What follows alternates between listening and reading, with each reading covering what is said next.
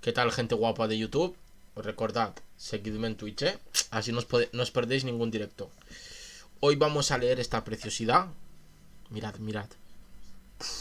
Es tapa dura. Esto es un regalo que me hicieron de mi cumpleaños. De hecho, tenéis el book haul en el canal. Mirad. Está ilustrado. Es que esto es una puta preciosidad. Es que mirad. Mirad qué maravilla. Es que dan ganas de pajearse, os lo juro. Es que mirad esto. Es que qué edición más cuidada. Qué edición más preciosa. Mirad. Mirad qué índice más bonito. Es que es una locura. Es que es una locura. Espera, que se me oye de fondo. ¿Por qué? ¿Qué está pasando? Vale. Está escrito en azul, la tinta. A juego con el libro. Y cada inicio de capítulo tiene una ilustración que es preciosa. Mirad esta.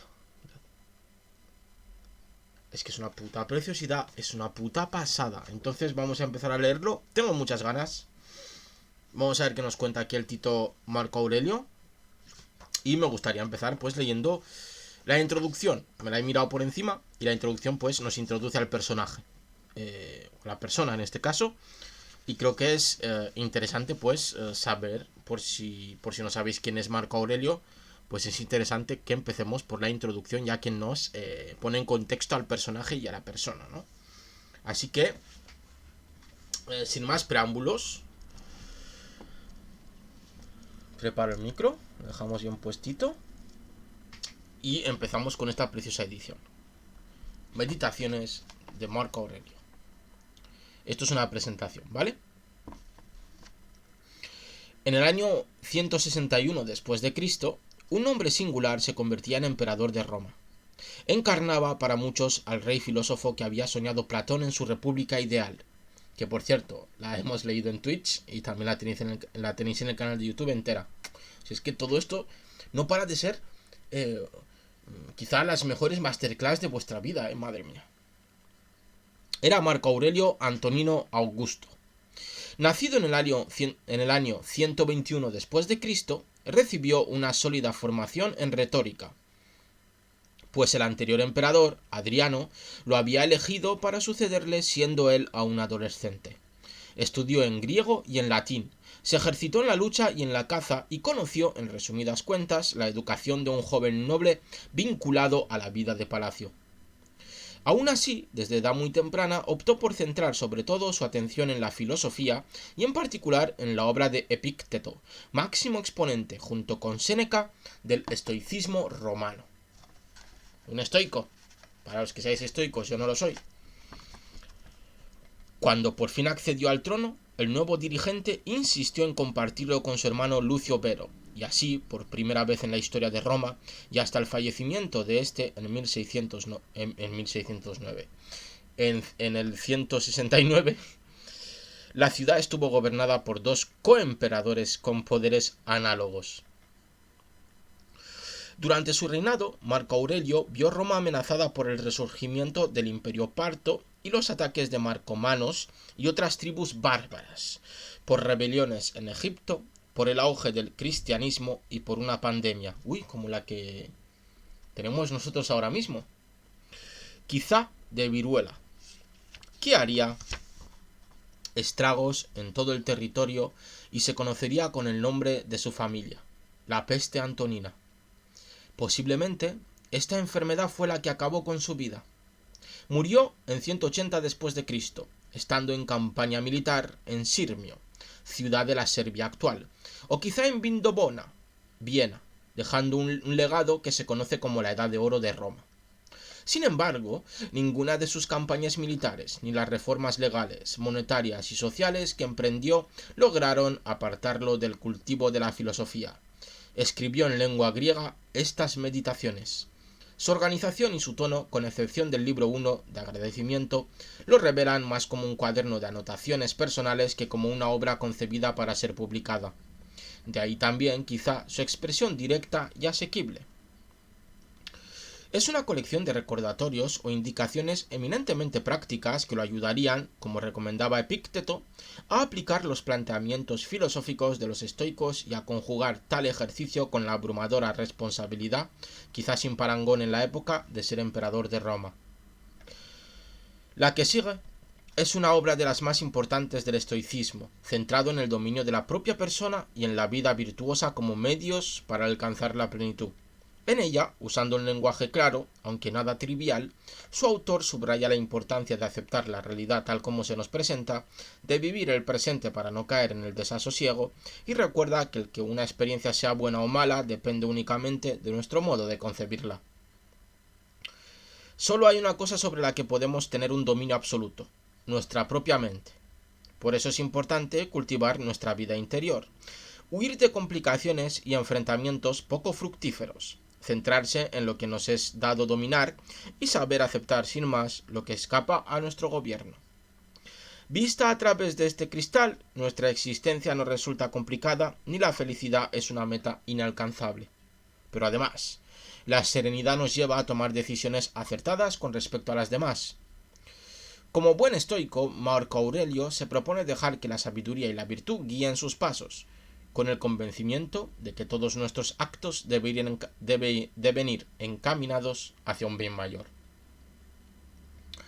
Esta pretensión de armonizar el poder colosal que tenía en sus manos con el deseo de obrar en todo momento con justicia y piedad lo distingue, en opinión de muchos, de la inmensa mayoría de los dirigentes mundiales y lo ha convertido en modelo para personajes de la talla de Theodore Roosevelt o Bill Clinton. Bueno, el final sobraba un poquito, para mi gusto, ¿no? ¿Qué os parece si empezamos con el libro 1? Tengo muchas ganas, ¿eh? La verdad es que me apetece mucho. Aprendí... Vamos con el libro 1, ¿vale? Empezamos. Aprendí de mi abuelo Vero la bondad y la ecuanimidad, de la buena fama y memoria legadas por quien me engendró, la circunspección y el carácter viril, de mi madre la piedad, la liberalidad y la abstención no sólo de ejecutar acción mala, sino también de pensarla. Además, la simplicidad en el vivir y el alejamiento del sistema de vida que siguen los ricos. De mi bisabuelo, el no haber frecuentado las escuelas públicas y haberme proveído de buenos maestros en casa, bien persuadido de que en este particular es menester gastar asiduamente. De mi preceptor, el no haber sido en los juegos públicos ni verde ni azul, ni partidario de los parmularios o de los escutarios. La constancia frente a la fatiga y los escasos cuidados, el afán de obrar por mí mismo, sin agobiarme con excesivas tareas, el menosprecio a los chismosos. Vamos un momento a las notas del final para ver a qué se refiere con... Vale. Vamos a ver. Hijo de Anio Vero y de Dominicia Lucila, Marco Aurelio, nacido el 26 de abril del 121 de nuestra era, fue educado por su abuelo, llamado también Anio Vero, cónsul y prefecto de Roma. Adoptado por el emperador Antonino en 25 de febrero del 138 y muerto este, el emperador filósofo tomó el nombre de M. Aurelio Antonino, acoplando el cognomen de Antonino con el nomen del abuelo de este, T. Aurelio Fulvo. No es segura la identificación de su bisabuelo y de su preceptor mencionados en los párrafos siguientes. En cuanto a los colores, son los colores con que se designaban los bandos rivales que disputaban el premio en las carreras del circo y en las luchas gladiatorias. Parmularios y escutarios son diversos tipos de gladiadores armados respectivamente de rodela con puñal y de red con tridente, para que tengamos claro pues algunos conceptos que quizás se nos puedan escapar. De Diógenes, la aversión a las frivolidades, la incredulidad a lo que cuentan los magos y los charlatanes acerca de las hechicerías y la manera de preservarse de los espíritus y otras supercherías de este jaez. A no dedicarme a la cría de codornices ni enfundarme en parejas manías, a aguantar la zumba en las conversaciones, a familiarizarme con la filosofía, oyendo las lecciones primero de Baquio, luego de Tándasis y de Marciano, a ejercitarme, de niño, en componer diálogos, a haber codiciado el camastro de campaña, cubierto de simple piel, y todas las otras disciplinas inherentes a la educación helénica. Vamos otra vez a las notas. Me jode un poco que estén a final de página, pero bueno. Pintor y sabio poco conocido. Este es Diógenes. Baquio, Tandasis y Marciano. Los dos primeros nombres son poco seguros. De Marciano no tenemos otras noticias. Y el otro es un filósofo estoico, consejero íntimo y maestro del príncipe.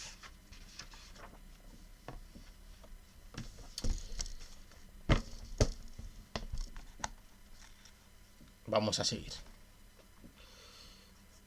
Debo a Rústico el haber comprendido la necesidad de enderezar mi carácter y vigilarlo de continuo, no haberme desviado hacia la hinchazón de la sofística, ni haber compuesto tratados teóricos, ni esas obras retóricas que tienden a la persuasión, no intentar sorprender al público con ostentaciones de actividad o beneficencia, haber renunciado a la retórica y a la poesía y al estilo atildado, no pasearme por casa en toga, vedándome tales vanidades ceremoniosas, escribir llanamente mis cartas, a semejanza de aquella que él mismo escribió, desde Sinuesa a mi madre, estar siempre dispuesto a doblarme y a reconciliarme prontamente con los que me irriten o me ofendan, apenas ellos mismos deseen allegárseme, leer con reflexión, sin contentarme con una noticia superficial de los escritos, no dar fácil ascenso a las personas que charlan de todo fuera de propósito, haber podido leer los escritos de Epícteto, que él me prestó de su biblioteca.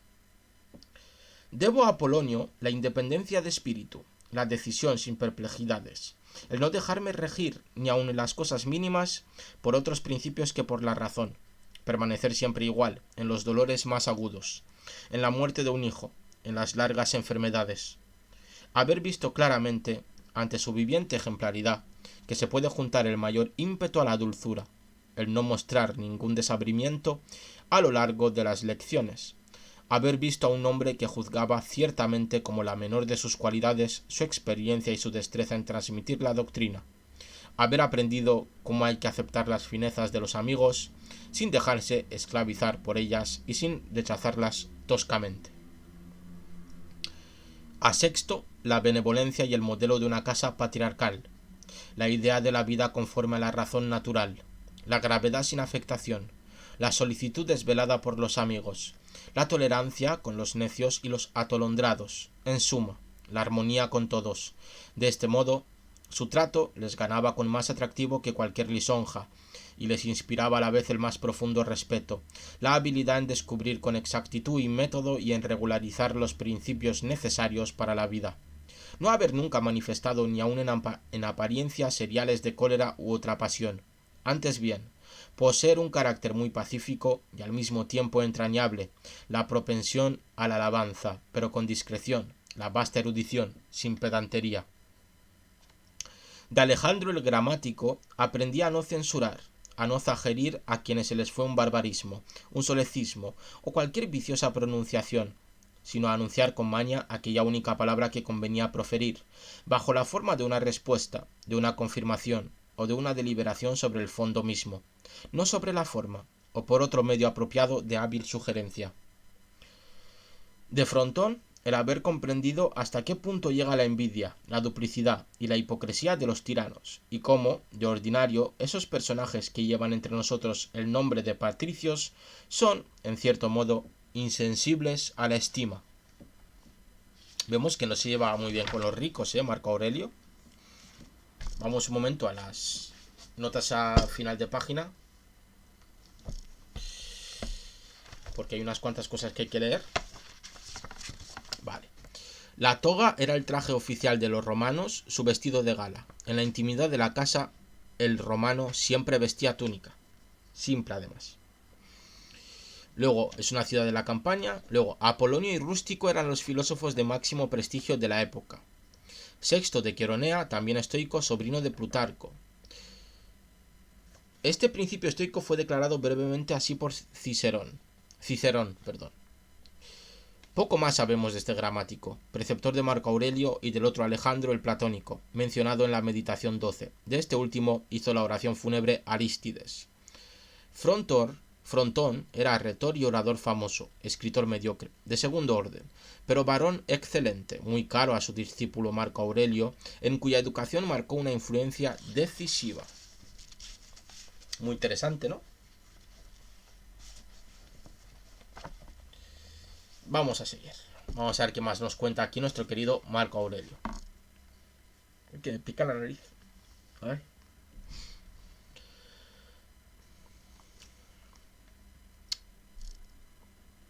De Alejandro el Platónico, el no repetir a menudo y sin necesidad, sea de viva voz, sea por escrito, que estoy muy ocupado, y no rechazar así sistemáticamente los deberes que las relaciones sociales imponen, pretextando un agobio de quehaceres.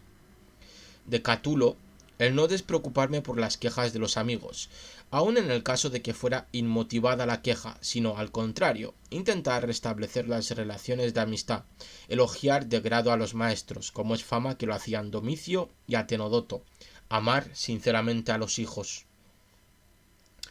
De mi hermano Severo, el amor a la familia, a la verdad y al bien, el haber conocido gracias a él a Traseas, Elvidio, Catón, Dion, Bruto, haber adquirido la idea cabal de un Estado democrático, fundado sobre la igualdad y la libertad de voto, y de un poder que respetase, por encima de todo, la libertad de sus vasallos. De él también la aplicación perseverante, sin desfallecimiento, a la filosofía, la beneficencia, la asidua liberalidad, la plena esperanza y confianza en la buena fe de los amigos, ningún disimulo para aquellos que se tenía deber de censurar, ninguna necesidad de que sus amigos conjeturando adivinaran qué quería o no quería, pues procedía francamente con ellos. De Máximo, el dominio de sí mismo, sin dejarse arrastrar por las circunstancias, buen ánimo en todas las coyunturas, aun durante las enfermedades, la moderación de carácter, dulce y grave, el cumplimiento sin esfuerzo de cuantas tareas se tienen a cargo, el que todos confiaran que así sentía como decía, y que cuando obraba lo hacía sin fin torcido. No sorprenderse ni sentir temor por nada, nunca precipitación ni perplejidad, ni incertidumbre ni abatimiento, ni medias sonrisas seguidas de arrebatos de ira o desconfianza, la beneficencia, la facilidad en perdonar, la sinceridad, dar la sensación de hombre firme más bien que enderezado. Ninguno pudo imaginarse que Máximo le aventajara, ni admitir que nadie le fuera superior. En fin, su urbanidad y cortesía. De mi padre, la mansedumbre, pero también la firmeza inalterable en las resoluciones tomadas con madurez, la indiferencia respecto a las vanas apariencias de gloria, el amor a los negocios con perseverancia, la atención para prestar oídos a los que son capaces de proponer algún proyecto de utilidad pública, el distribuir a cada uno inflexiblemente según su mérito, la habilidad en discernir cuando hay necesidad de un esfuerzo persistente o de un aflojamiento, el saber poner fin a la familiaridad con los mancebos, la jovialidad con todos, la libertad concedida a los amigos para que no asistieran siempre a sus convites ni le acompañaran necesariamente en los viajes, y que le encontraran, antes bien, siempre ecuánime cuando alguien por alguna precisión le hubiese dejado algún tiempo, el afán y la constancia en examinar minuciosamente los asuntos sin renunciar a una cabal investigación, satisfecho con una información superficial,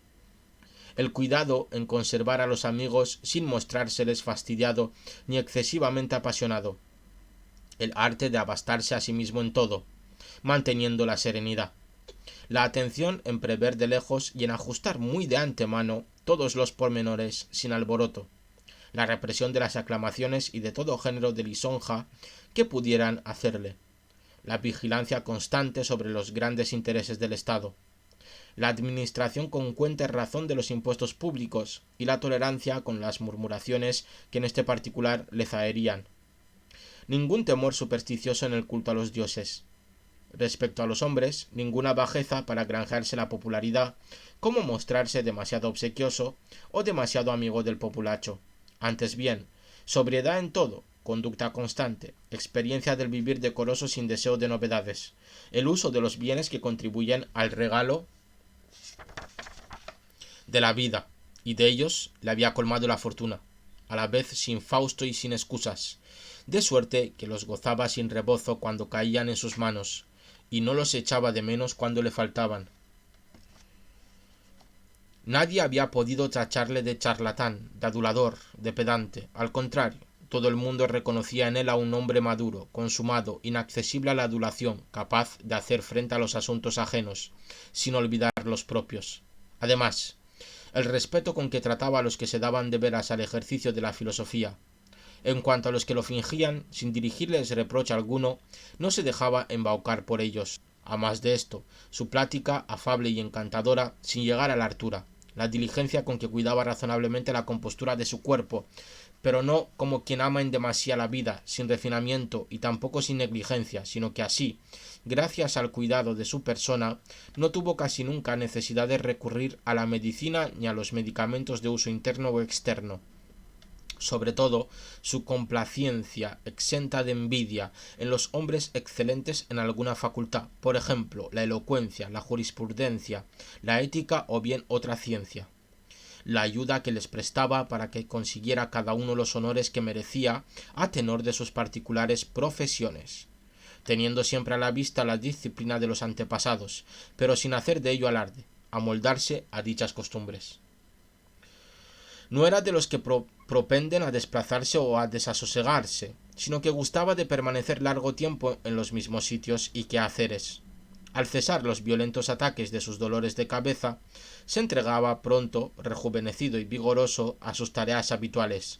No hacía muchos misterios, sino escasos, de vez en cuando, y sólo sobre asuntos de estado. Su conducta era razonable y mesurada en la celebración de fiestas, en la construcción de edificios, en las distribuciones al pueblo y en otros casos análogos, como corresponde al hombre solo gobernado por las reglas del deber y no por el aura de la gloria popular. Ni baños a deshora, ni afición apasionada por edificar, ni primor en la comida, ni en los tejidos y pliegues del vestido, ni en el brillante aspecto de sus pajes. La holgura que le procuraba la vida oficial en Lorio le permitía desplazarse a una quinta vecina, algo más abajo, y las más veces a las que poseía el Danubio. Se libraba en tales ocasiones de todo aparato ceremonioso, si bien solía disculparse de tanta libertad, como hizo con un publicano, en Túsculo, que le ofrecía sus servicios. Esta era habitualmente su manera de vivir. Nadie le vio altanero, ni malhumorado, ni duro, hasta el punto de que se pudiera decir de él «basta», como suda, sino que sus planes estaban siempre meditados con exactitud, despacio, sin turbación ni desorden, sólidamente, concertadamente. Con razón se le podría aplicar lo que se cuenta de Sócrates, que sabía abstenerse y disfrutar de aquellos bienes cuya privación hace infelices a los más de los hombres, mientras que cuando los tienen se entregan a su goce sin templanza. Su fuerza, en fin, y su resistencia y el equilibrio en uno y otro caso son propios de un hombre que posee un espíritu bien templado, invicto, como lo probara en la enfermedad que le llevó al sepulcro. Debo a los dioses el haber tenido buenos abuelos, buenos padres, una buena hermana, buenos maestros, buenos familiares, parientes y amigos casi todos buenos, el no haber faltado en nada a mi deber con ninguno de ellos, aun cuando, debido a mi carácter, hubiera podido, dada la ocasión, hacerlo. Es, pues, un beneficio de los dioses el no haberse producido un concurso de circunstancias capaz de hacerme hoy avergonzar, no haber sido educado largo tiempo en casa de la concubina de mi abuelo, haber conservado sin mancillar la flor de mi juventud, es decir, que era virgen. Bienvenido, doctor, sí, tu querido Marco. Estamos con el libro 1. Por cierto, el Marco Aurelio era virgen, según dice él mismo. Es, pues, un beneficio de los dioses el no haberse producido un concurso de circunstancias capaz de hacerme hoy avergonzar, no haber sido educado largo tiempo en casa de la concubina de mi abuelo, haber conservado sin mancillar la flor de mi juventud, no haber usado de una prematura virilidad, más aún, haber traspasado el tiempo oportuno, haberme supeditado a un príncipe, mi padre, que debía destruir en mí toda vanidad, y hacerme comprender que se puede vivir en la corte sin tener necesidad de una guardia personal, de vestidos lujosos, de lámparas, de estatuas y otras cosas parejas y de tal pompa, y que, por el contrario, cabe muy bien ceñirse casi a la condición de un simple particular, sin proceder por ello indigna o negligentemente con relación a los deberes que impone la soberanía del Estado. Haberme caído en suerte un hermano, capaz por su carácter de incitarme al cuidado de mí mismo y que al mismo tiempo me alegraba con su trato y su cariño. Haber tenido hijos, ni ineptos ni contrahechos. No haber avanzado demasiado en la retórica, en la poesía y en los otros estudios que acaso me habrían absorbido si yo hubiese observado que adelantaba en ellos. Haberme anticipado a los deseos de mis maestros de otorgarles el grado de dignidad que me parecía deseaban, sin abandonarlos a la esperanza de poder más tarde, dada su joven edad, efectuar su deseo. Haber conocido a Apolonio, Rústico, Máximo. Haberme representado, claramente y a menudo, el sistema de una vida conforme a la naturaleza, de suerte que, en todo cuanto concierne a los dioses, a sus comunicaciones, socorros e inspiraciones, nada me impedía, desde entonces, vivir acorde con la naturaleza. Y, si todavía estoy lejos de ello, es por mi culpa y por haber desatendido las advertencias, mejor aún, las lecciones de los dioses. La resistencia indefectible de mi cuerpo a tal género de vida, no haber estado en contacto ni con Benedicta ni con Teodoto, y más tarde, acosado por las pasiones amorosas, haber curado. Aunque me hubiera enojado a menudo contra Rústico, no haber hecho nada de que deba arrepentirme. El que mi madre, destinada a morir joven, pasara junto a mí sus posteros años, que siempre que quise socorrer a un hombre indigente o que tenía por otra razón necesidad de ayuda, nunca oí en mi casa que no hubiera dinero disponible. Y no haber experimentado yo mismo la necesidad del socorro ajeno, haber tenido una tal consorte, tan obediente, tan apasionada y tan sencilla, haber tenido en abundancia maestros capacitados para mis hijos, haber recibido, entre sueños, la revelación de diversos remedios, y especialmente para mis vómitos de sangre y mis vaídos de cabeza, y una especie de oráculo a este propósito en Gaeta. Estaba enfermo el pobre Marco, El no haber caído, cuando empecé a interesarme por la filosofía, en manos de un sofista, ni haberme dedicado al análisis de autores, o a resolver silogismos o a perder el tiempo en la física celeste. Todas estas gracias provienen necesariamente de los dioses benéficos y de la fortuna, entre los cuadros a la orilla del Gran. Y aquí acaba el libro primero. Bien, antes de seguir con el libro segundo, os quiero explicar un momento una cosa. Tenéis en el canal de YouTube, ¿vale? Tenéis en el canal de YouTube entera, leída ya, La República de Platón, ¿vale? ¿Por qué digo esto? Pues bueno, porque esto me suena mucho a Platón. De hecho, se basa mucho en Platón, sobre todo en la idea de armonía, ¿vale? Platón es muy enemigo, por decirlo de esta manera, de los excesos. Como buen estoico que es Marco Aurelio, también lo hemos visto. Es enemigo de los excesos. Siempre se busca el término medio, la moderación.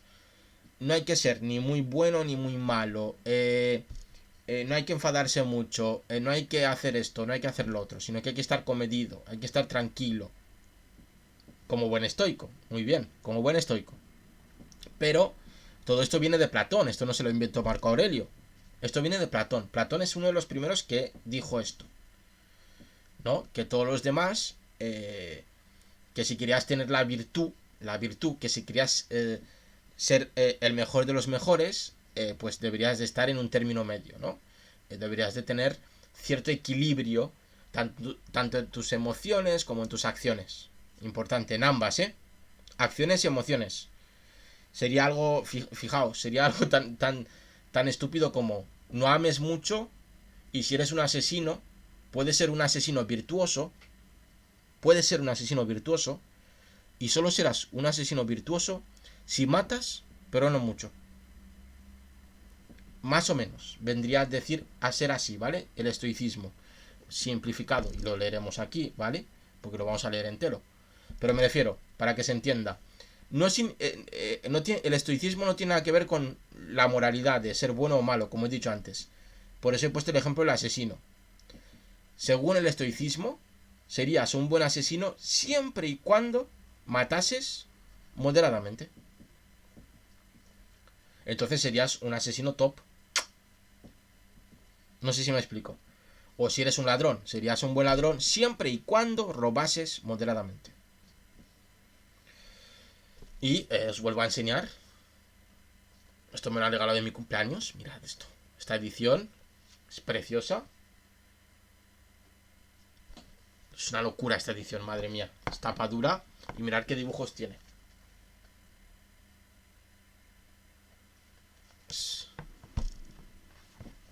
Sí, claro, sí, muy bien dicho, sobrepasar los sentimientos. O más que sobrepasarlos, fíjate, más que el verbo sobrepasar sería controlar los sentimientos. Controlarlos y no ser esclavo de los mismos. Ser feliz, pero no mucho. Amar, pero no mucho. Enfadarte, pero tampoco mucho. Porque, según el estoicismo, te nubla esa virtud que todos deberíamos tener. Y en cualquier caso, recomendadísimo, tenéis La República de Platón. Eso es, ya que te nubla el juicio. Tenéis La República de Platón en el canal de YouTube, la tenéis entera, os la escucháis y descubriréis de dónde viene todo esto, ¿vale? Sencillo, porque ahí aparece. No me acuerdo en qué capítulos, pero aparece, ¿vale? Entonces Platón lo explica perfectamente. Y vamos a seguir con el... Este primer libro es un libro que utiliza Marco Antonio para dar las gracias, ¿no? En vez de cómo se daban antes las gracias o al principio del libro que se pone agradecimientos o al final, ¿no? De cualquier libro, pues Marco Aurelio aquí dedica un capítulo a dar las gracias, ¿no? Desde su madre hasta su padre, hasta su bisabuelo, hasta las personas que le han enseñado, sus maestros, sus amigos, ¿no? Y dice más o menos que le ha enseñado cada uno de ellos, ¿no? Por eso ha sido como un capítulo introductorio. Y ahora, en el libro 2, es donde vamos a empezar, de verdad, de la buena, con las meditaciones. Y vamos a hablar un poquito de cada una de ellas, porque creo que resultará interesante. Vamos con el libro 2. Vamos a ver qué nos cuenta Marco Aurelio. Apenas amanezca, hazte en tu interior esta cuenta. Vamos a estar atentos. Hoy tropezaré con algún entremetido, con algún ingrato, con algún insolente, con un doloso, un envidioso, un egoísta. Todos estos vicios le sobrevinieron por ignorancia del bien y del mal. Pero yo, habiendo observado que la naturaleza del bien es lo bello y que la del mal es lo torpe, y que la condición del pecador mismo es tal que no deja de ser mi pariente, participante, no de mi misma sangre o prosapia, pero sí de una misma inteligencia y de una partícula de la divinidad, no puedo recibir afrenta de ninguno de ellos, porque ninguno podría mancharme con su infamia.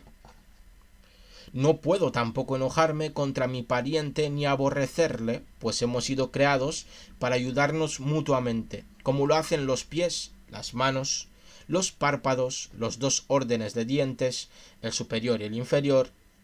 Obrar, entonces, como adversarios los unos de los otros, es ir contra la naturaleza, y es tratar a alguien de adversario el hecho de indignarse o apartarse de él. ¿Qué vemos con esta primera reflexión que nos ofrece Marco Aurelio? Está diciendo, te vas a levantar mañana por la mañana, ¿vale? Nos vamos a levantar mañana por la mañana. Saldremos a la calle y nos encontraremos a algún hijo de puta por la calle. Bien. ¿Qué hace un estoico? No enfadarse, no sucumbir. Intentar tratar al otro como un hermano, como parte de la misma divinidad, de la misma partícula divina. Es decir, son hijos del mismo Dios. Aunque no sea pariente de mi sangre, debo tratarlo como tal, porque ahí reside el bien natural. Y que solo seremos virtuosos si cooperamos, porque así lo exige la naturaleza. Y aquí podemos ver, por si no lo sabíais, donde tiene algo que ver con el cristianismo, en el sentido, de hecho el cristianismo seguramente cogió esto, algunas partes de esto, cuando el cristianismo, seguro que lo habéis escuchado, se refiere a lo de poner la otra mejilla. Poner la otra mejilla no es más que hacer esto, al fin y al cabo, ¿no? Intentar sobrepasar incluso la malignidad que te puedas encontrar en los otros, que es lo que nos está diciendo con esta primera frase, ¿no? Muy interesante y, a ver, vamos a ser sinceros con nosotros mismos. Complicado de hacer, ¿no? Bastante complicado, creo yo. Vamos con la segunda reflexión. Todo mi ser se reduce a esto, la carne, el espíritu, la facultad rectora. Renuncia, pues, a los libros. No te distraigas más tiempo. Esto no te es lícito, sino que, pensando que eres mortal, desprecia la carne. Ella no es más que fango, sangre, huesos, un manojo de nervios, una red de venas y arterias. Mira lo que es tu espíritu, viento, y no siempre el mismo, que a cada instante lo expeles para aspirarlo de nuevo. Queda pues en tercer lugar la recta razón. Hazte así la cuenta. Eres viejo. No permitas que se la esclavice, que se la agite, como títere movido por hilos, a merced de instintos egoístas, que se irrite contra el destino presente o que tema el futuro. Yo soy más del camino de la mano izquierda. Vemos aquí que dice lo que has dicho tú antes, doctor, que no se te nuble el juicio, ¿no? Que huyamos de la carne, que no nos preocupemos por la carne, por el paso del tiempo. Aquí dice, me gusta mucho la metáfora que utiliza, ¿no? Mira lo que es tu espíritu, viento, y no siempre el mismo, ya que el viento nunca es igual, al igual que cuando se dice que un río nunca pasa el mismo río dos veces por el mismo sitio, ¿no? Que siempre cuando miras el río ves un río distinto, ¿no? También pasa lo mismo con el viento, nunca pasa el mismo viento dos veces por el mismo sitio, ¿no? Y está diciendo, no te preocupes por tu carne, no te preocupes, Be Water my friend, sí, no te preocupes por mi carne, porque tu carne envejece, no te preocupes, compañero, por tu espíritu, porque tu espíritu no es el mismo dos veces, es decir, cada vez que miras tu espíritu es uno diferente, ¿no? Como el viento. Mejor, preocúpate por tener la recta razón, que es la tercera, ¿no?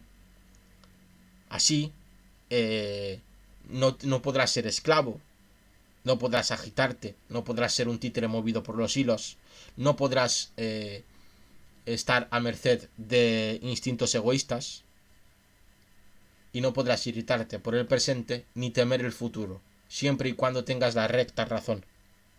¿Vale? Que es lo que debemos preocuparnos como estoicos, en la recta razón.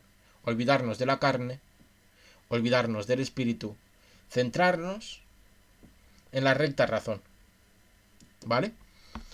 Después de leernos el estoicismo, yo lo advierto, después de leernos a Marco Aurelio, vendrán mis preferidos, la secta de los perros, ¿vale? Los cínicos. Y ahí veréis como esto.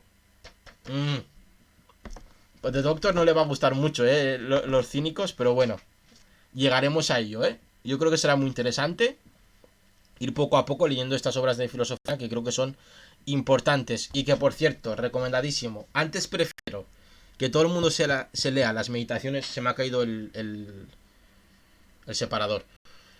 Antes, eres ecléptico. Bueno, era el padre filosófico de Marco Aurelio, si no me equivoco, ¿no? Antes de leeros cualquier libro de autoayuda, prefiero sinceramente que escojáis las meditaciones de Marco Aurelio, que seáis estoicos, porque esto es muchísimo mejor que cualquier mierda de autoayuda que os vendan por ahí, en serio. Ya está escrito, bellamente escrito, con sabiduría, lo tenéis aquí. Esto es una edición bonita, ¿vale? No me ha costado muy cara, pero lo tenéis por internet gratis. Casi todos los clásicos griegos y latinos os los podéis descargar gratuitamente y es legal, porque son muy viejos y porque ya no tienen ningún tipo de copyright. Descargarlo, mancharlos, estudiarlos, aprenderlos de memoria, antes que leeros cualquier mierda de autoayuda. Ya está, eso era lo que quería decir. Por eso lo estoy leyendo yo también en directo, para que veáis que ya está dicho de antes. Como con Platón, que la gente se daba cuenta de que Platón ya había dicho cosas que estamos diciendo nosotros ahora de antes. Claro, hombre, por eso es un clásico. Punto número 3. Las obras de los dioses se presentan rebosantes de una providencia. Las de la fortuna no dejan de depender de la misma naturaleza o de una trama y concatenación de los acontecimientos regidos por la providencia. Todo dimana de ella. Además, cuando acontece es necesario y contribuye a la utilidad común del universo, del cual tú eres una parte. Además de esto, para cada una de las partes de la naturaleza, el bien es lo que lleva consigo la condición de la naturaleza universal, y lo que se ordena para su conservación. y el mundo se conserva, sea por la transformación de los cuerpos mixtos, sea por la de los elementos. Han de bastarte estos pensamientos como principios perpetuos. En cuanto a tu sed de lectura, deséchala, para poder morir, no refunfuñando, sino realmente resignado y con el corazón reconocido a los dioses. Aquí está el separador. Vamos a ver, en este apartado tan críptico, al parecer, ¿vale? Hay dos cuestiones que debemos entender. Uno, las obras de los dioses se presentan rebosantes de una providencia, ¿vale? Y las de la fortuna, que es diferente a las de los dioses, porque las de los dioses tienen una visión, providencia, ver más allá, ¿vale? Tienen una visión, una misión, mientras que las de la fortuna dependen de la naturaleza. O de una trama y concatenación de acontecimientos regidos por la providencia de los dioses. Es decir, la fortuna, que es lo que nos interesa, viene de dos sitios. O de la naturaleza por sí misma, o provocada por la providencia, por la visión y por la misión de los dioses. Por lo tanto, no te preocupes, compañero, porque no depende de ti. Y como no depende de ti, cuando la encuentres, utilízala, y cuando no, tampoco llores. Tampoco estés llorando. ¿Vale? Y tampoco le eches la culpa a los dioses. Porque la fortuna viene de dos sitios: naturaleza, providencia. ¿Vale? Entonces, los dioses no hacen todo el rato fortuna o mala fortuna, sino que también la naturaleza puede ser afortunada o desafortunada. Exacto, de doctor. Es como llorar por perder en un partido de fútbol. No depende de ti. Depende de los dioses, si existieran, si crees en ellos, del dios que tú creas, si crees en ellos, de su providencia, de su visión más allá de la tuya y de la misión. Por lo que una visión, al fin y al cabo, es una misión de futuro, ¿vale? Tan sencillo como eso. Por eso muchas empresas tienen visión y misión también, pero la visión es a largo plazo. Depende de la diosa estadística también, sí, es una diosa, por cierto. Y también la naturaleza. Y en este caso se refiere al azar, básicamente, para traerlo hoy en día, ¿vale? Como hay cosas en la naturaleza que ocurren por azar, pues tampoco te vuelvas tú muy loco, oye. Pues hoy ha llovido y tú querías salir de fiesta, pues bueno, tampoco llores, ¿no? No estés ahí tirado en la cama, haz otra cosa. El estoicismo va de adaptación. No, claro, y ahí viene la crítica que se le hace al estoicismo. Porque el estoicismo no busca transformar, sino busca adaptar, ¿no? Enseñar al individuo a adaptarse a las circunstancias, y no hace lo que hacen, por ejemplo, otros filósofos, otros filósofos, que es buscar que el individuo transforme la realidad. Mientras que el estoicismo lo que hace es decirte, adáptate a lo que ocurra, al ambiente. Sí, hay mucho. Yo intento más o menos intentar adaptarla, a ver, para que se pueda entender con ejemplos. No sé si lo hago bien o no, pero bueno. Yo lo intento, te lo juro. Yo lo intento. Vamos con el número 4. Recuerda cuánto tiempo has diferido la ejecución de estas máximas. ¿Cuántas veces has obtenido moratorias de los dioses sin aprovecharlas? Oh, muchas gracias, doctor, tío. Muchas gracias. Se agradece. Conviene pues que ahora por fin comprendas de qué universo eres parte y de qué soberano del mundo eres emanación, y que tu vida está circunscrita en un tiempo acotado. Si no aprovechas de este momento para serenar tus apetitos, pasará, y tú pasarás con él, y no volverá otra vez. Bueno, pero yo soy... No, la perfección soy yo, hombre. Aquí en este punto 4 es... que como vives en un tiempo determinado, acotado, aprovechalo mesuradamente, como no, son estoicos, no hay que volverse loco, pero aprovechalo, porque estamos en un... Claro, porque dice, tu vida está circunscrita en un tiempo acotado. Si no aprovechas de este momento para serenar tus apetitos, ojo, no pasarte la raya, esto no es un carpe diem, ¿vale? No está hablando de eso. Pasará, y tú pasarás con él, y no volverá otra vez. Es decir, tienes que aprovechar el tiempo para serenar tus apetitos, tus sentimientos, tus emociones, para ir hacia la recta razón que decíamos, y siempre voy a hacer este signo, la recta razón, ¿vale? ¡Pa! Aprovecha el tiempo porque es un tiempo concreto en el cual vas a vivir. Y saber lo que tienes también. También saber lo que tienes. Que creo que llegaremos a eso pronto, ¿eh? Vamos con la 5. Afánate fijamente a cada hora como romano y como varón en hacer lo que tengas entre manos, con precisa y sincera gravedad, con amor, libertad y justicia, procurando desasirte de cualquier otra preocupación. Lo conseguirás si ejecutas cada acción de tu vida como si fuese la última, despojada de toda irreflexión y de toda apasionada aversión al dominio de la razón, sin falsedad, ni egoísmo, ni disciplincia ante las disposiciones del destino. Ya ves cuán pocos son los principios que debes poseer para vivir una vida próspera y temerosa de los dioses. Que los dioses no exigirán otra cosa a quien observe estos preceptos. Sí, bueno, ojo, dice, no solo eso, que no te quedes y que te quedes en la práctica, sino que además, cuando hagas las cosas, las hagas como si fuese la última cosa que vas a hacer en tu vida. Pero, como hemos dicho antes, no te vuelvas crazy. No, no, no, no, no, no, no, no. Debes tener cuidado y tener dominada la razón, porque tienes que ser, tienes que ejecutar cada acción como si fuese la última. Pero esta acción debe estar despojada de toda irreflexión, es decir, que debe ser una acción reflexiva, reflexionada, ¿vale? Y de toda apasionada aversión al dominio de la razón, es decir, que la acción que tú hagas debe de tener una reflexión detrás, debes de haberla meditado antes y debe basarse en la recta razón, ¿vale? Y tu obra simboliza a tu persona. ¿Pero por qué, The Doctor? ¿Por qué? Porque es la última acción que vas a hacer, ¿no? Bueno, no es la última acción que vas a hacer, sino que todas las acciones que haces deben parecer que son la última acción que vas a hacer en tu vida. Por lo tanto, lo harás de la manera correcta.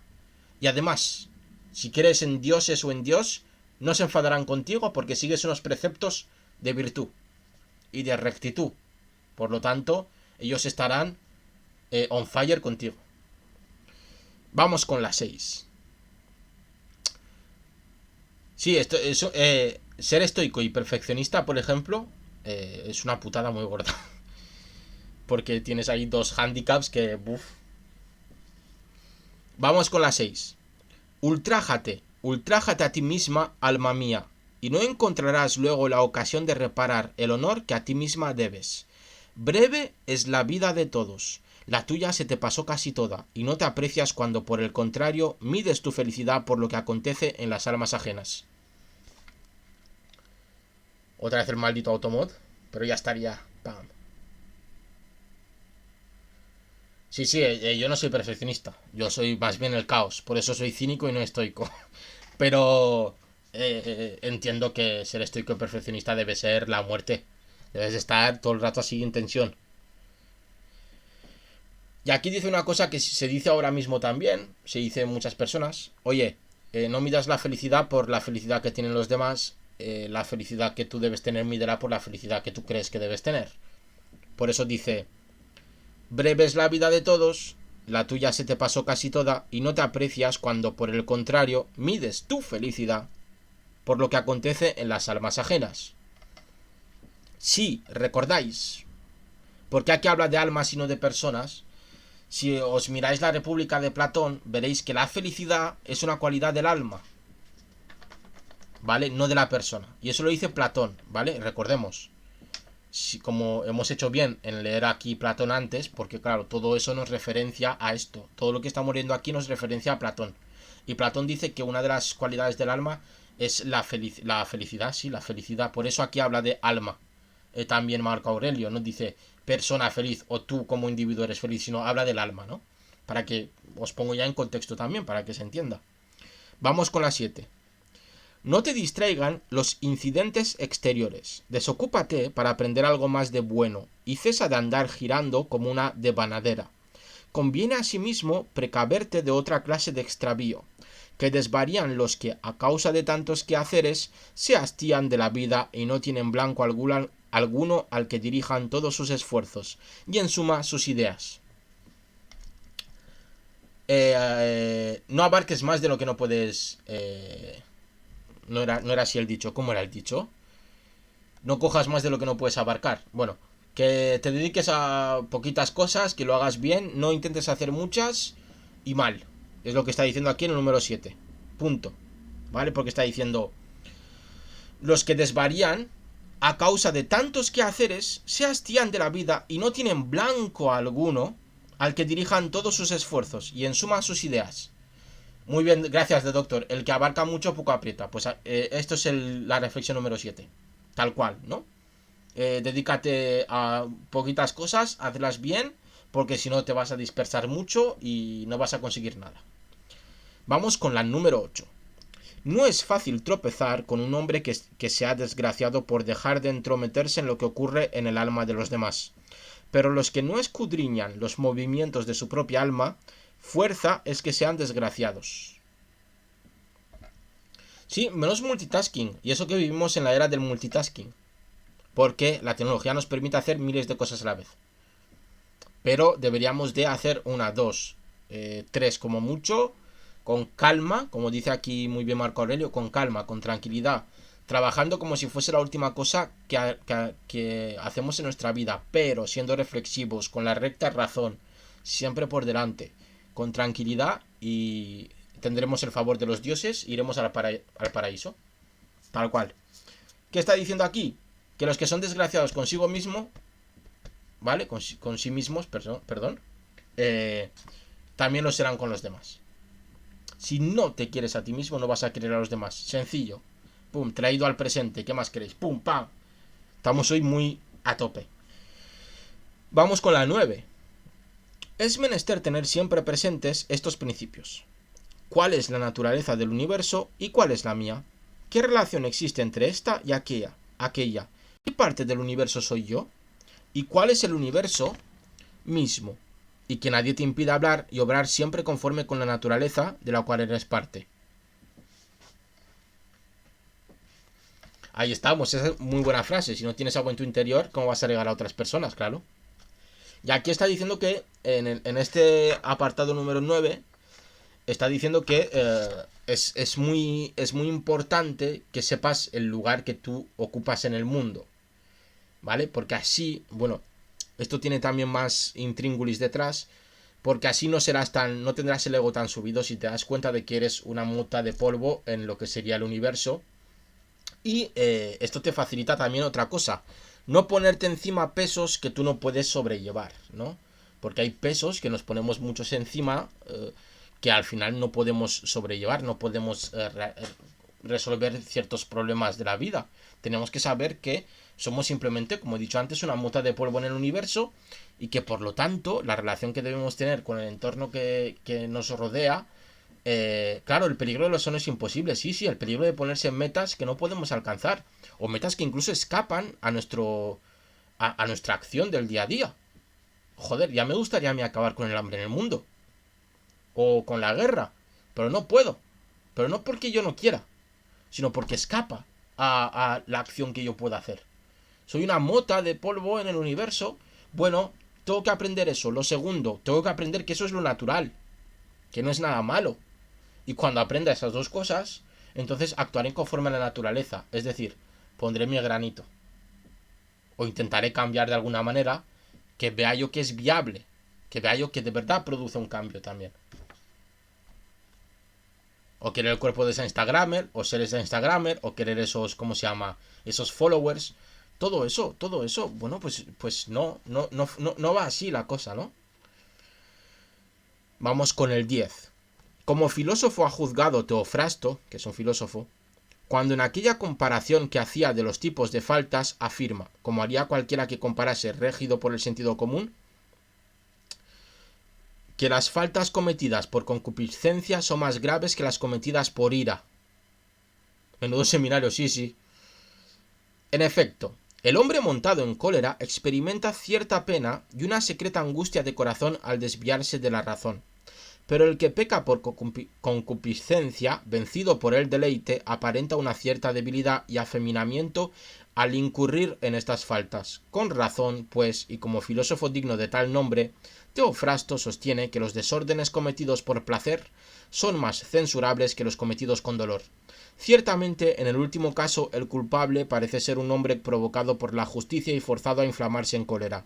En el primer caso, por el contrario, es el mismo quien ha decidido ser injusto, arrastrado a obrar así por el capricho de la concupiscencia. Vamos a ver que esta parte es interesante y hay que explicarla bien. Aquí está diciendo lo siguiente: faltas por placer o actos que hagamos por placer que hagan daño a los demás son más condenables que aquellos que hagamos por ira. ¿Por qué? ¿Por qué? Y quedémonos con esto. Porque la ira casi siempre viene de fuera. Es decir, nos enfadamos nosotros. Pero es muy difícil que nosotros nos enfademos solos. Que te levantes por la mañana y te enfades así solo. Te tiene que enfadar alguien. ¿Vale? Ahí está. Viene de fuera. Te tiene que enfadar alguien, algo, lo que sea. Una situación, una persona. Alguien te tiene que enfadar. Por lo tanto, hay como cierta razón en ese enfado. Porque alguien te ha enfadado. En cambio, ¿por qué está diciendo aquí que vale más, que las penas del placer son más culpables, ¿vale? Son más castigables. Deberían ser más punibles. Porque vienen de dentro. Porque no viene de fuera. Porque viene de nosotros. Porque no tienen esa razón, esa justicia detrás. Que es lo interesante, ¿no? Y al venir de nosotros es un acto muchísimo más egoísta.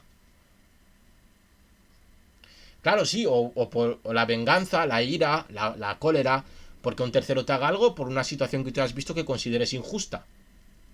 Por eso aparece aquí la justicia. Porque tú consideras que hay un acto exterior a ti que es injusto, tengas tú razón o no. Por eso, dice Marco Aurelio, sí que te voy a castigar por tener venganza. Sí que te voy a castigar por la ira, pero menos que por el placer. Es decir, no nos equivoquemos, no está justificando la venganza. Te va a castigar. Quizá te corte una mano, pero si le has puesto los cuernos a tu mujer, por ejemplo, quizá te corte la cabeza. Ahí está la diferencia. ¿Por qué? Por lo que he dicho antes. Viene de fuera y la otra viene de ti. Es mucho más egoísta. No te la tiene que provocar nadie. Es menos justa. Ahí está, ahí está, ahí está. Ahí está. Claro, entonces te van a castigar en las dos. Lo que pasa que aquí está diciendo Marco Aurelio, no, es que una vale más que la otra. Es decir, el placer se debe castigar más que la venganza, que la ira. ¿Vale? No está justificando ni una de las dos, porque hay gente que de repente dice, no, es que justifican la ira. No, no. Te está diciendo que una vale más que la otra, pero te va a castigar igual, ¿eh? Es decir, la venganza se castigaba y bastante, además. Vamos con el número 11. Sí, tú te aprovechas de eso, sí, sí. Sí, sí, tienes razón, sí, sí. Conforma siempre tus acciones, palabras y pensamientos a la idea de que puedes salir a cada instante de la vida. Por más que, si hay dioses, despedirse de los hombres nada quiere decir, pues estos no sabrían hundirte en la desgracia. Y si no los hay, o bien si no se cuidan de las cosas humanas, ¿a qué vivir en un mundo vacío de dioses o falto de providencia? Pero la verdad es que ellos existen y miran por las cosas humanas. Y a fin de que no venga el hombre a incurrir en los verdaderos males, es a él mismo a quien han conferido plena autoridad. Si algo fuera de estos males nos fuera nocivo, los dioses se hubiesen desvelado para que cada uno de nosotros pudiera preservarse de ello. Pero lo que no empeora al hombre, ¿cómo podría empeorarle la vida? La naturaleza universal no hubiera dejado de proveer para este mal ni por ignorancia ni de propósito, como tampoco sin arbitrio, para precaverlo o corregirlo. Ni por impotencia ni por incapacidad hubiera cometido ella el grave delito de repartir los bienes en la misma medida que los males, a los buenos y a los malos, indistintamente. Pero la muerte y la vida, la gloria y la oscuridad, el dolor y el placer, la riqueza y la pobreza, todo está repartido en la misma medida, a los hombres buenos y a los malos, sin ser por ello ni cosas honestas ni torpes. Luego, en rigor, no son ni bienes ni males verdaderos.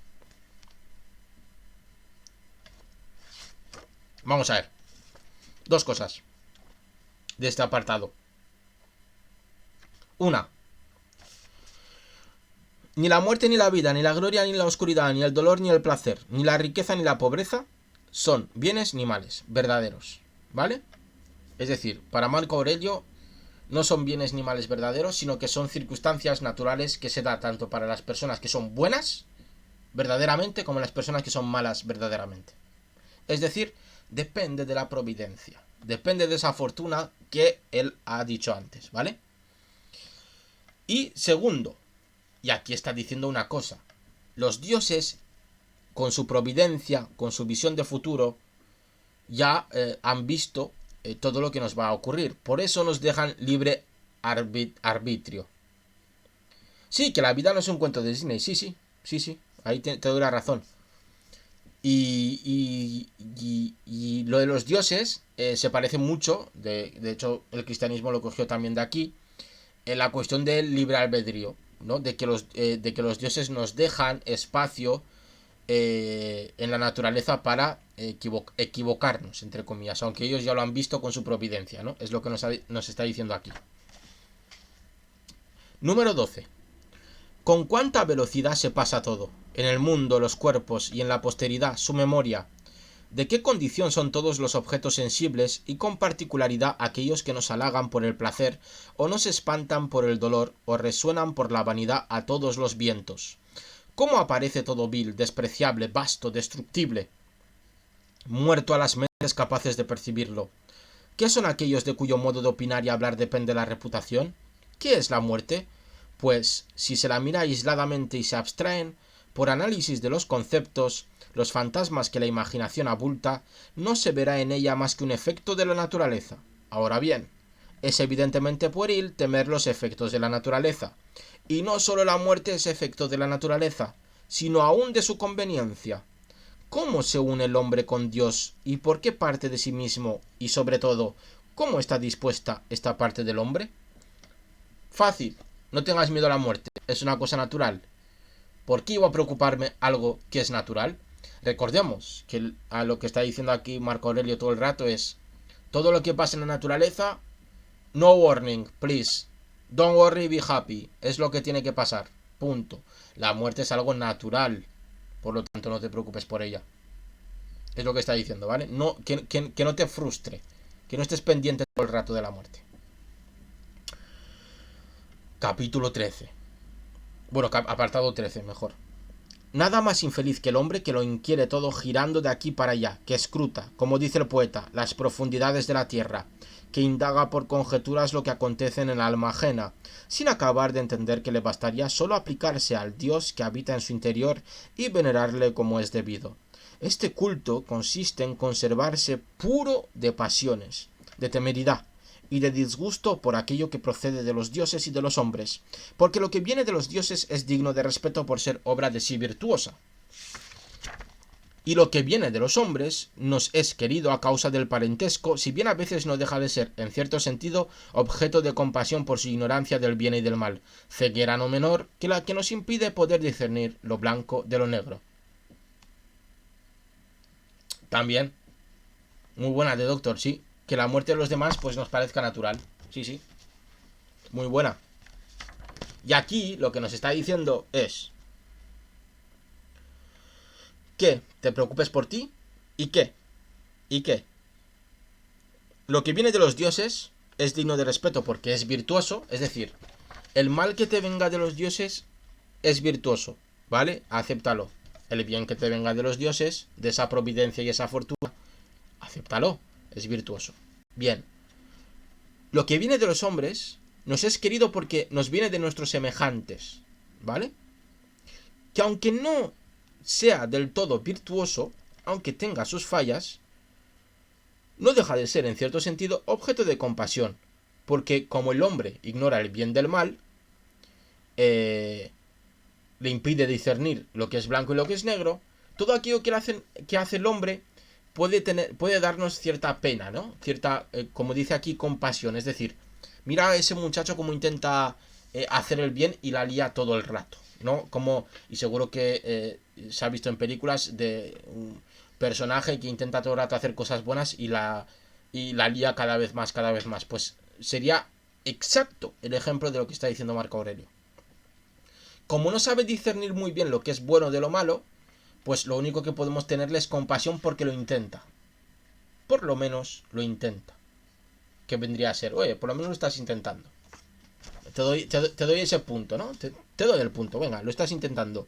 Que intentabas hacerme una cena para invitarme a cenar a tu casa y has quemado la casa. Bueno, pero por lo menos lo has intentado. Estaba intentando hacer algo bueno y ha salido algo malo. Más o menos, ¿no? Para que se entienda el ejemplo. Es un poco bestia, pero bueno. Número 14. Aunque debieras vivir 3000 años y aún 10 veces otros tantos, acuérdate siempre que no se pierde otra vida que la que se vive, y que solo se vive la que se pierde. Así, la más larga vida y la más corta vienen a reducirse a lo mismo. El momento presente que se vive es igual para todos, el que se pierde lo es también, y este que se pierde llega a parecernos indivisible, y es que no se pierde el pasado ni el futuro, pues lo que no poseemos, ¿cómo podría arrebatársenos? Conviene tener siempre en la mente estas dos cosas. La una, que todo, desde una eternidad, se presenta con un mismo semblante y gira en la misma órbita, de modo que poco importa contemplar el mismo espectáculo 100 o 200 años, o un tiempo ilimitado. La otra, que el anciano y el que muere prematuramente experimentan la misma pérdida, puesto que solo se nos priva del presente, que es lo único que poseemos, visto que no se puede perder lo que no se posee.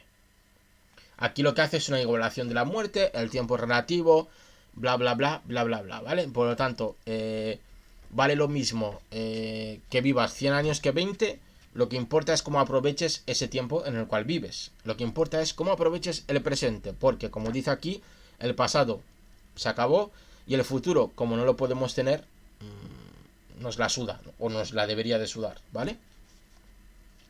15. Todo es opinión. Evidentes son estas palabras enderezadas a Mónimo el cínico. Se mete con los cínicos. Evidente también la utilidad de dicha máxima, si sabemos valernos de su agudeza sin franquear el límite de su verdad. Sí, o sea, no arrepentirte, sí, puede ser, sí. 16. Se deshonra el alma del hombre particularmente cuando, por lo que de sí depende, viene a hacerse como un divieso o una excrescencia en el cuerpo del mundo.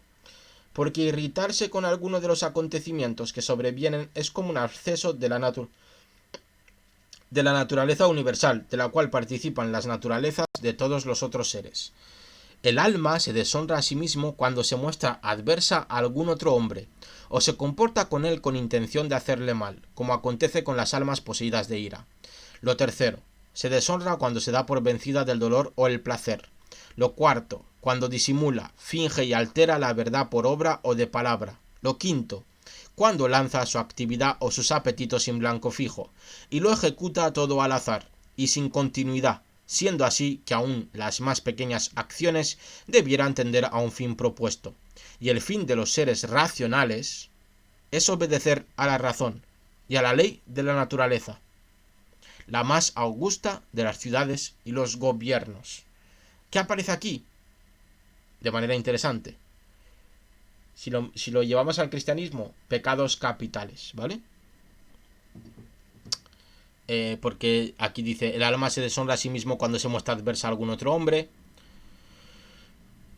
poseída por la ira, se deshonra cuando se da por vencida del dolor el placer, cuando la lujuria, nos damos cuenta, ¿no? Bla bla bla bla bla bla, para que veamos la relación, porque creo que es interesante darse cuenta de que hay relación entre religiones, entre las filosofías. Al fin y al cabo, gran parte de las religiones son filosofía, y no pasa nada por decirlo.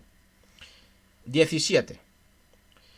El tiempo de la vida humana es un punto, la sustancia fluente, la sensación oscurecida, toda la constitución del cuerpo corruptible, el alma inquieta, el destino enigmático, la fama indefinible.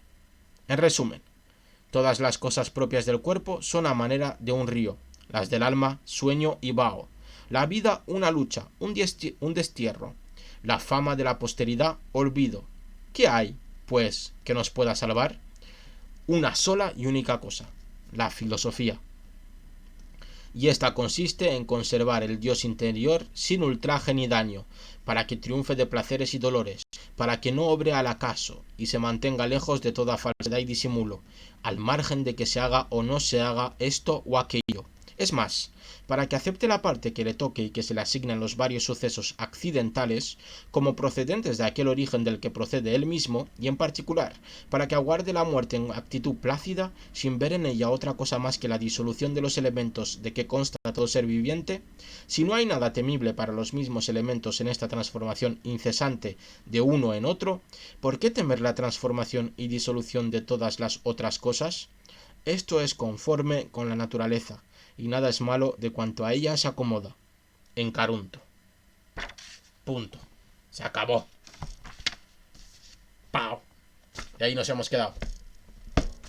Sí, amar el conocimiento. Y en cuanto a lo que dice en este último, en esta última disertación o este último apunte, que es el número 17 del libro segundo, cuando habla de filosofía, vuelvo a recomendar La República de Platón, porque habla de la filosofía que propone Platón, ¿vale? Que es un capítulo entero. Lo tenéis también en el canal. Y por hoy hemos terminado. Llevamos ahí bastante rato leyendo. Hemos leído los 2 primeros libros. Es top, Marco Aurelio. Yo no soy estoico, pero ¿le beso el culete? No. Y creo que se puede aplicar bastante. A ver, The Doctor, de los cínicos realmente no hay... Hay muy poco escrito. Muy poco escrito en el sentido de que se ha conseguido recuperar muy poco de sus escritos. Por, por el paso del tiempo, más que nada. Entonces, hay un libro que yo leeré en este canal que se llama La secta de los perros, que es de un filósofo que es de... No me acuerdo si era Carlos García Gual o Eduardo García Gual, ¿vale? Pero el libro se llama La secta de los perros, ¿vale? De Alianza Editorial. ¿Vale? Sí, sí, son como Sócrates, pero sí que el libro este que te cuento de la secta de los perros sí que recoge casi todos los escritos que se han conservado de los filósofos de esa secta, que así se llamaba, la secta de los perros, ¿vale?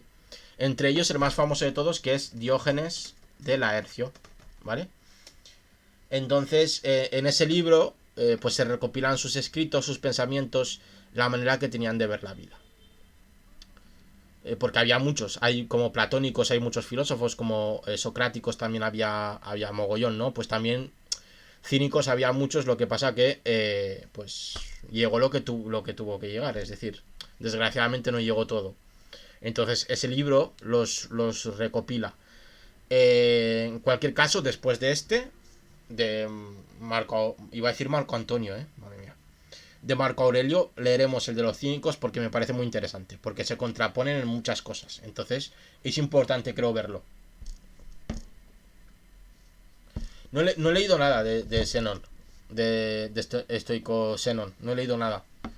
Leeremos más, de hecho, iremos avanzando en la filosofía. Hay que leer iba a decir a Aristófanes. Hay que leer un poquito de la metafísica de Aristóteles. Bueno, no, la metafísica no la vamos a tocar. No, porque nos petará la cabeza. Putin es un estoico, sí, sí. Putin es un estoico, está así. Viene un oso. Bueno. Hay una bomba nuclear. Bueno. Te quiero mucho. Yo también. Ya está. Es así todo el rato. Es impresionante, En cambio, Trump no es un estoico, por ejemplo. Por poner 2 líderes así que se lo suele comparar. Porque Trump es más... no sé qué. Ya veremos. Pero leeremos bastante. Leeremos también a Kierkegaard. Sobre todo su libro del concepto de la angustia. Y más libros de filosofía. Pero bueno, prefiero ir empezando poquito a poco. Me refiero, por el principio. Hay que leer ciertos autores para luego ir avanzando. Porque si no, no entenderemos nada, ¿no? Nos perderemos, ¿no? Es como... Claro, es como haber empezado por esto. Bertrand Russell lo tengo, ¿vale? Y lo leeremos. ¿Qué pasa, Pipe? Bienvenido. Bertrand Russell leeremos el libro que tiene sobre la felicidad. Si no me equivoco, que lo tengo aquí. De hecho, debería estar por aquí.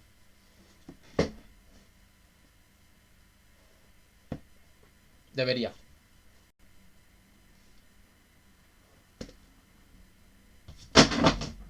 ¿Se han caído libros? Es que tengo aquí...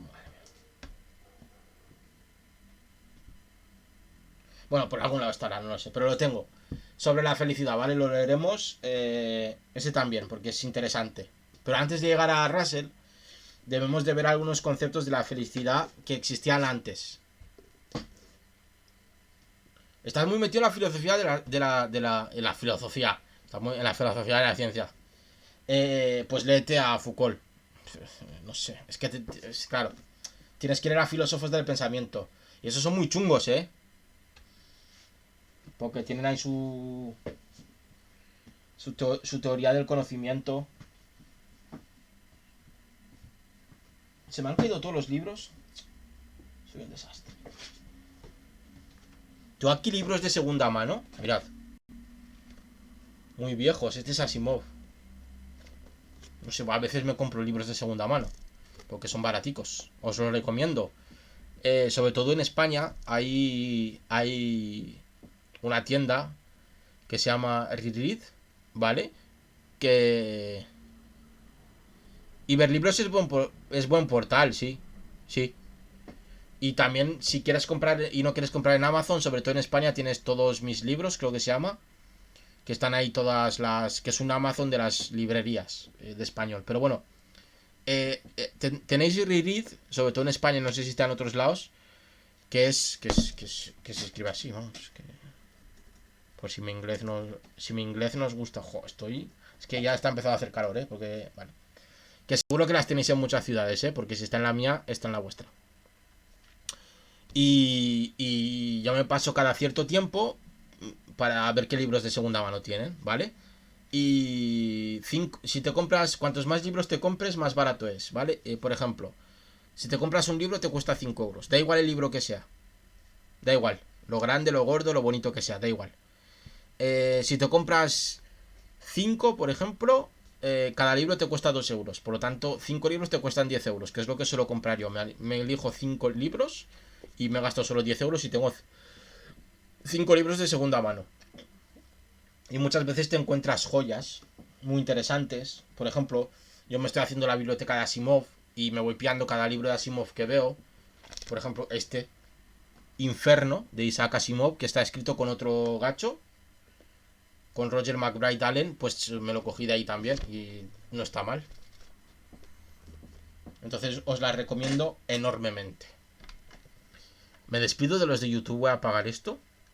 Voy a apagar la grabación. ¡Pau!